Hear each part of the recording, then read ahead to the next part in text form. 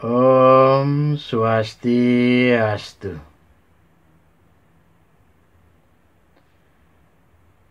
Neha Bikramana Susti Pratyawayo Navidyate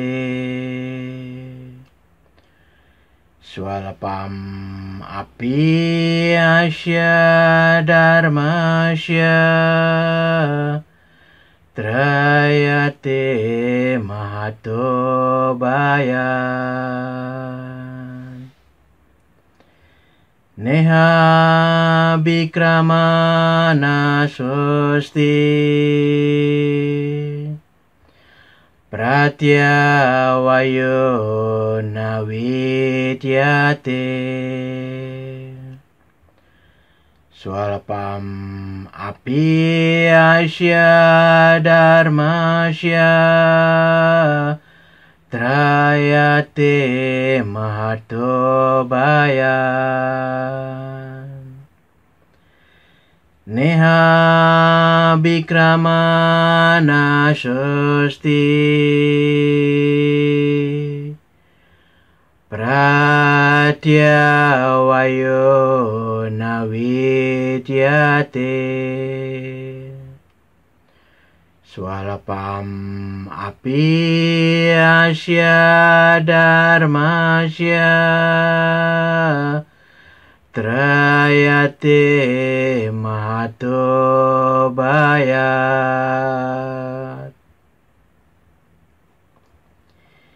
Yang artinya, dalam usaha ini tidak ada kerugian ataupun pengurangan, dan sedikit pun kemajuan dalam menempuh jalan ini dapat melindungi seseorang terhadap rasa takut yang paling berbahaya. Para sahabat yang saya muliakan, kata Trayate Mahato Bayat membebaskan rasa takut paling besar, paling berbahaya, sangat bermakna dalam sloka ini. Apa bahaya yang paling besar yang kita hadapi dalam hidup ini? Rasa takut apa yang paling berbahaya di dunia ini? Mungkin para sahabat ada yang menjawab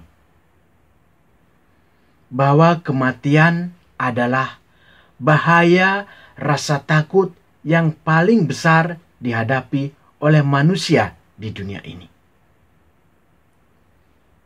Karena memang tak ada satupun manusia di dunia ini ingin mati.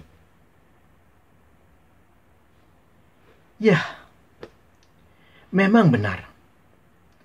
Namun jawaban tersebut adalah jawaban yang pasti dialami oleh manusia, bahkan semua makhluk hidup yang lahir di dunia ini. Karena itu, kematian sebenarnya tidak harus ditakuti. Setiap makhluk hidup yang lahir, janma, di dunia ini maka akan mengalami usia tua, jara, sakit, wiadi, dan mati, mertiu. Suka, duka, larapati. Kebahagiaan, kesedihan, penderitaan, kematian pasti dialami oleh semua orang. Jadi, setiap makhluk hidup harus menyadari bahwa kehidupan di dunia ini akan berujung pada kematian, mertiu pati. Karena itu, kematian bukanlah bahaya yang paling besar atau rasa takut yang paling berbahaya. Trayate Mahato Bayat. Lalu apa rasa takut, bahaya yang paling besar itu? Para sahabat yang budiman, bahaya dan rasa takut yang paling besar dihadapi oleh manusia adalah tidak mendapatkan bentuk atau badan manusia dalam kehidupan selanjutnya. Inilah bahaya terbesar kita sebagai manusia. Karena kalau kita belum mencapai pembebasan, belum mencapai moksha, maka kita akan dilahirkan lagi ke dunia ini. Kalau kita tidak mendapatkan badan manusia di kehidupan selanjutnya, maka kita akan pergi ke spesies kehidupan yang lebih rendah, seperti hewan, burung, ikan, tumbuhan, dan lain-lain. Tidak ada jaminan bahwa bentuk manusia akan diberikan kepada kita pada kehidupan berikutnya. Inilah menurut kitab suci Weda, bahaya dan ketakutan yang paling besar dihadapi manusia. Karena kelahiran kita berikutnya ditentukan oleh karma wasana dan tingkat kesadaran kita dalam kehidupan ini.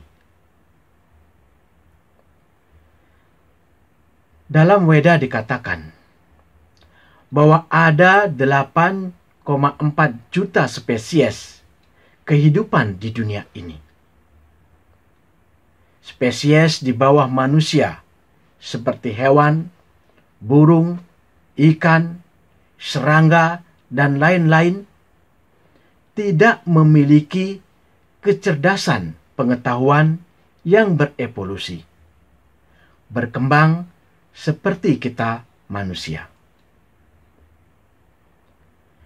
Namun mereka juga melakukan aktivitas sama seperti manusia, yaitu makan, ahara, tidur, nidra, bertahan atau membela diri, baya, dan hubungan seks, maituna. Manusia telah diberkahi dengan pengetahuan, kecerdasan, wiweka untuk tujuan yang lebih tinggi, sehingga kita dapat memanfaatkannya untuk mengangkat diri kita sendiri.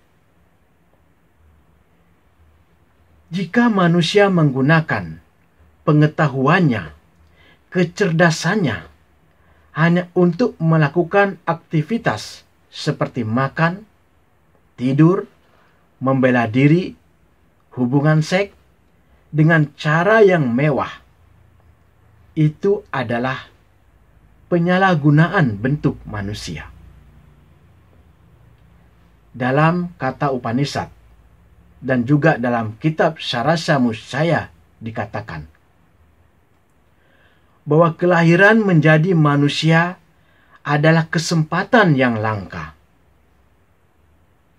Jika tidak digunakan untuk menginsafi sang diri, menginsafi akan Tuhan, maka kita akan terus berputar-putar dalam banyak kelahiran. Para sahabat yang saya hormati,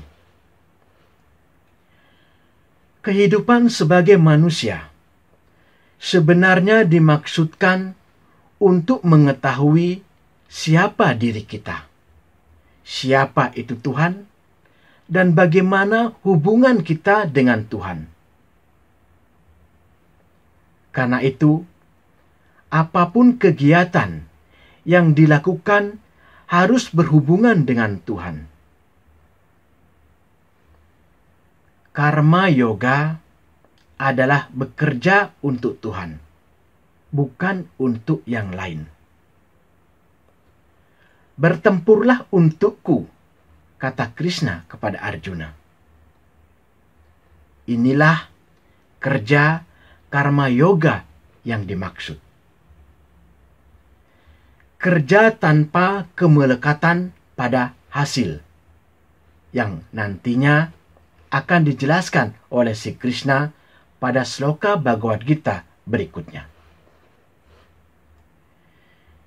Segala jalan yang diberikan, apakah itu karma yoga, jnana yoga, bhakti yoga, raja yoga, semuanya harus dihubungkan dan dikaitkan dengan Tuhan.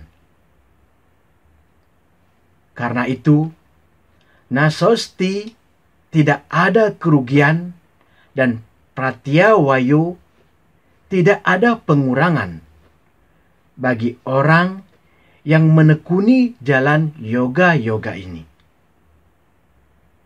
Seperti karma yoga, bekerja untuk Tuhan.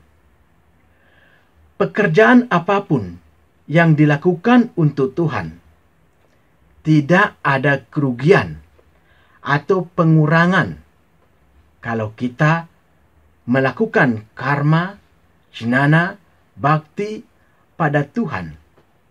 Walaupun itu sangat kecil dan tidak sukses, namun itu menjadi poin bagi kita untuk bisa kita lanjutkan di kehidupan berikutnya. Karena itu, Sri Krishna berkata bahwa tidak ada kerugian yang datang dari usaha yang dilakukan di jalan Tuhan. Karena segala sesuatu yang dilakukan untuk Tuhan bersifat kekal. Sedangkan kalau kita bekerja untuk mengumpulkan harta benda sebanyak-banyaknya, maka itu akan kita tinggalkan pada saat kematian. Semoga semua makhluk berbahagia. Semoga damai di hati, damai di dunia, damai selamanya. Om Santi, Santi, Santi. Om.